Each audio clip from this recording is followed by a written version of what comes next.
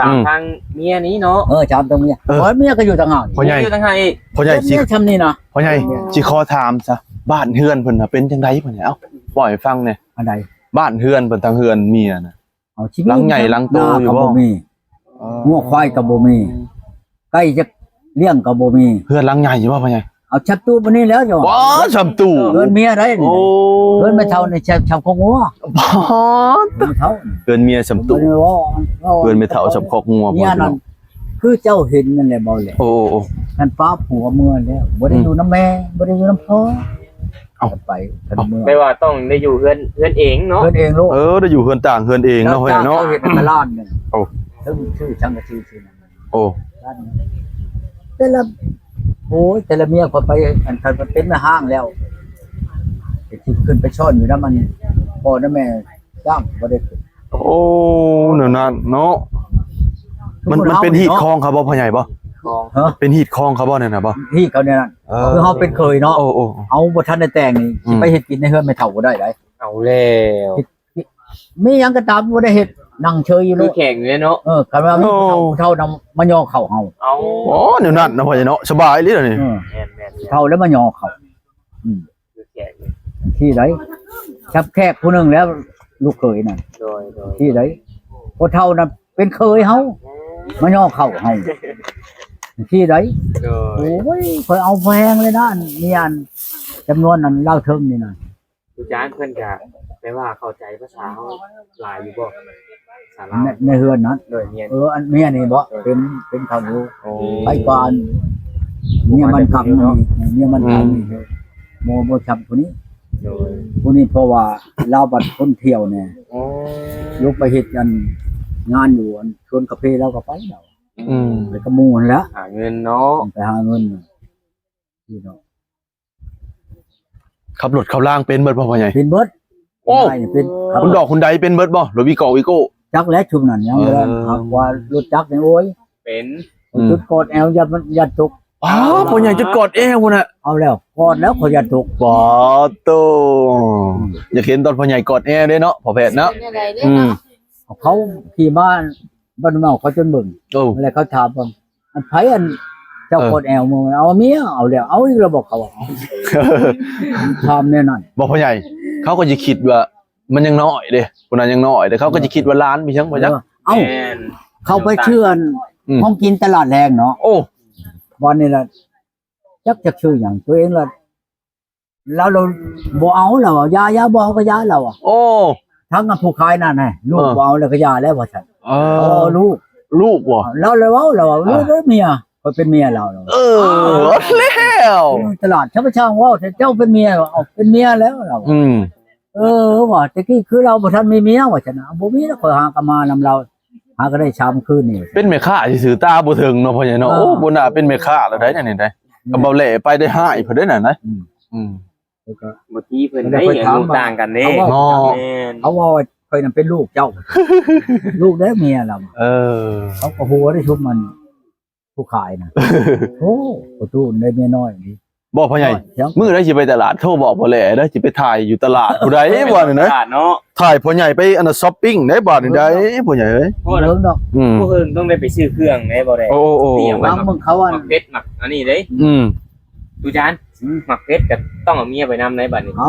อาไปนั่นแหละ แม่เชื่อให้ถ่ายอยู่เพื่อน ใช้บริการแล้ว เมียรักหนีคือตะกี้บ่ได้เด้ถ่าไปซื้อหมักเพชรซื้อก็ได้ โบนีผู้นี้คอยว่าโบนีแล้ว คนนี้ รับประกันโบนีแล้วผู้นี้นะโบนีแกเมื่อชุมกับยันมานำ โอ้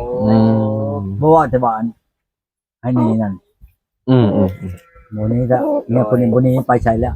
เอาน้องให้เพิ่นไว้เพิ่นจังบ่ไปใช้บ่ได้ แม่นแหละคุมให้เพิ่นกินทางไม้อยู่ได้นี่ ทางไม้ได้ พ่อใหญ่นี่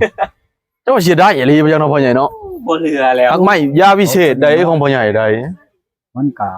เอาให้มันได้มันก็ได้อย่างแล้ว ห่านเห็นบอกเอ้ย ตอนนี้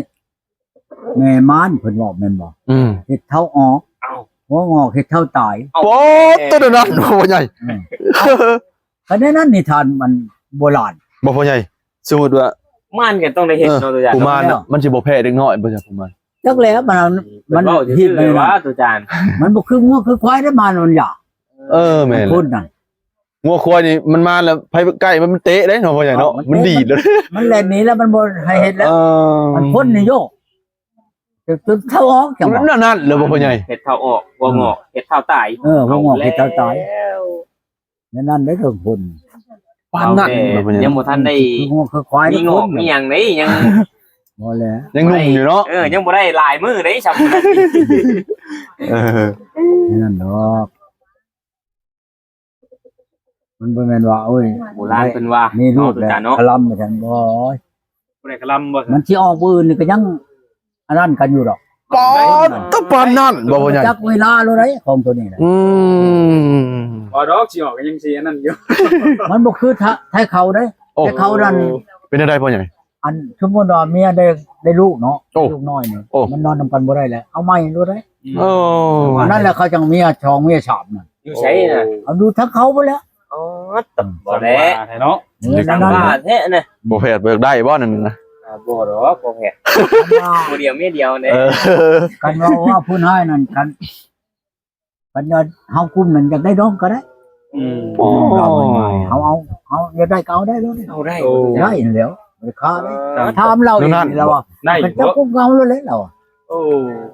กับผู้นั้นกับ อืม ผู้นั้นกับบุตรีบ่ได้ โอ้ เพื่อให้เอาเลยก็เอามาอยู่นำกันลูก ที่ไหนเอาหักบ่เอาแน่นั่นเฮาก็กุมอยู่ดอกหักรักอายบ้านเมืองหมู่เนาะเอาทุกไปเด้อ มันแปลกก็เป็นหยังตัวจ้ะเขาแปลกก็เป็นหยัง เฮ็ดแปลกต่างบ้านต่างเฮ็ดแปลกก็คือหมู่แล้วบ่ แปลกกูมันเป็นหยัง อย่าได้พ่อใหญ่อย่าเฮ็ดได้ ก็ไอ้ตู้ ให้บ้านให้เมืองเพิ่นสิอิจฉาได้พ่อใหญ่ได้ นั่นแหละจังหวะ เพิ่นอิจฉาได้พ่อใหญ่ แท้ จังได๋ป้าพ่อใหญ่ก้อนว่าได้เมีย2คนน่ะมีแต่ผู้ชาวน้อยเบิดดอกป้า เขาอันนี้นะ อืม คอยระบจักเพิ่นก็พอเมียบ้านห้วยลาดนี่มันเอาหลานมานำนี่อีนางนี่มานี่มันอยู่ในนี่แต่จริงมันเขาจะให้คอยนะเอาอีกคนเป็นบ่หารมัน อย่าเสียงงัวบ่ หมอยอดหมอยอดน่ะมาเก็บไผนี่มันว่าเอาได้แม่น่ะบ่เอาได้แม่นี่โอ้ยไอ้ช่างเฮ็ดไปเฮ็ดนี่มันก็เชียร์งัวอยู่แล้ว อืม แต่จริงมันมาให้เอา เอาแล้ว เชียร์เพียงฮีดเขาเท่านั้น นั่นมาให้เอาบ่พ่อใหญ่นะ คือกันกับอีดินนี่แม่นบ่อยู่อัน ก็บ่มาใส่บ่แหละเด้เนาะ นี่มันชะมวยนี่ก็โตอ้ายมันเองเลยหมอคันแก้วน่ะ แล้วคนไปน้องคอยเนี่ยบักเดชเนี่ยก็บักแก้วเนี่ยอยู่ในบ้านเนี่ย โดย ว่าจะเอามันมานำบัดนี้แล้วซุนั้นน่ะเว้ามันเอาเอ้ยแหละอยากได้นอนเอ้าสิเป็นหยังมันวะเอาแล้วแหละอยากเอามือเดี๋ยวนี้ก็เอามือ เนาะชิมง่ายแท้ เท่าไรเนี่ยมันไม่พูดนึงนะอ้ายมันก็เป็นตำรวจพุ่น เอาเลย เอามือรถกันว่าอีนี่นะคันเจ้าคุ้มนะเฮ้ยแล้วบ่ขึ้นป่าเอามือนำบ่คือว่า เป็นได้สิบ่คุ้มนะลายบ้านนี้ทุกจานเอ้ย คุ้มนี่ดอกอัน ทรัพย์สินบริอึดงัวควายเนาะ เนาะ ลายบ้านนี้ มีเบิด มีครบเบิด ถูกเพิ่นอยู่ดอกบ่นั่นดอกบ่ว่าดอกมันเป็นแม่นเฮามันมาคิดเบิ่งว่าบ่คุ้มแต่เนี่ยบ่คุ้มหั่นแหละ อืม มันบ่คุ้มมันก็ไรเงินคำเฮาบ่มีบ่ได้ได โอ้ ให้ผู้นี้แน่มันบ่ให้ผู้นี้แน่ มันต้องซ้ำกันได้ เจ้าบัดเท่าเลยจำนี้เงินบัดบ่แม่นสิมีเงินเดือนคือเขา เอาเลย กันกินเมียบำนาญบ่ยังบ่คือเรื่องแม่นบ่ โดย เงินนั้นได้เท่านั้นล้านเท่านี้ล้าน โดย คือกันกับอันลูกในดอกนี่คือไปเฮ็ดงานอยู่เวียงเดือนหนึง9ล้านอันนั้นก็พอเฮ็ดแล้วดอก อืม ในบริษัทมันก็กุ้มเลยเมียก็ดีเอาช่องก็กุ้ม9ล้าน โอ้ ให้ผู้หนึง3ล้านเฮาก็คิดช่อง โดย เฮาก็เป็นผัวนี่ อืม เกิดมาโดนมาเอา อืม เนาะ แม่นแล้ว เนี่ยก็ให้ชักพุละ3 6ล้าน โดย ในช่องล้านเฮาก็คารามาโลดเฮามานี่ พ่อใหญ่นี่เพลงเมียได้ให้เมีย2-3ล้านแต่คือบ่แลให้10,000ได้บ่แลนี่ พูดแล้วเฮาเป็นคนบ่มี แม่นแล้วพ่อใหญ่ ยาวใช้มาให้หลาย คำบ่แลมีเมียให้เมียประมาณ150,000ประมาณนี้แหละ ซื้อขนม แม่น โง่ แม่นเลย เก็บไปร้านมาใช้เองเนาะ ใช่เองเลยบ่สิรัด